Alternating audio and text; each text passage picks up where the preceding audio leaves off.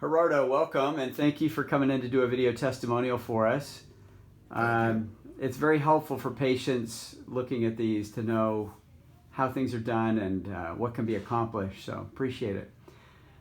Your case stood out to me because I just remember the first day when you walked in and you had two hiking sticks, these adjustable hiking sticks that you were using for canes to help you, and you had braces on both knees. Yeah, that's correct. Yeah, my knees were in a lot of pain, and the walking sticks were necessary because I would fall over at times. I'd be walking, and suddenly my muscle wouldn't be able to sustain my legs, and I'd fall over. One day I fell over 3 times, and that's when I decided to get the canes. So let's just a quick recap of what you had done before you come to see us and what brought you in. Sure. I've never had an issue. Well, I've always had an issue with an inability to lose weight.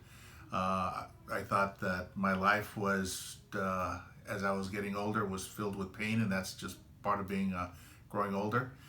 But in January of 2020, my health started to really dive.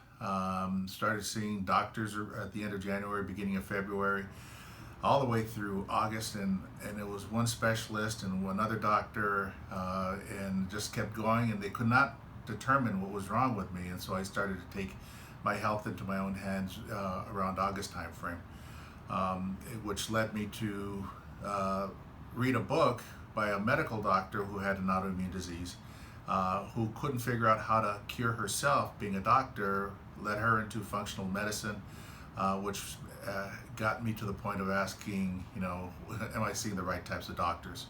So that's what started my journey in coming here. Now you came with a lot of labs, and I ran a lot of labs. We started with a really comprehensive blood panel, and we found in your blood that you had a really extensive amount of autoimmune. In fact, your Hashimoto markers, which is an attack against the thyroid gland, exceeded the lab's upper limits of testing, and so we were greater than 2,500 for your TGA, and your TPO was exceptionally high too. We also had positive ANA markers for lupus. You had the arthritis going. Any other labs that you remember that were remarkable to you, that stood out to you? No. And what was remarkable to me was, at first I would be leading the doctors. I think it's gout related, so they do tests, and they weren't trying to find a solution for my health. It seemed like I was, which was a bit frustrating, to be honest. And the tests that were done to identify my issues really started about the same time as I started coming to your office, and that's you actually were a big part of leading my medical doctors in a direction to do the right types of tests.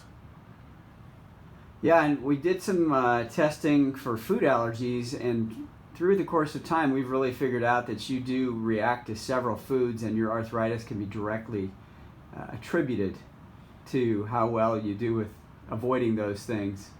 We found on a gastrointestinal panel you had a lot of overgrowth of bacteria. You had H. pylori in your stomach, and you also had candida showing up on that DNA test that we ran on the stool.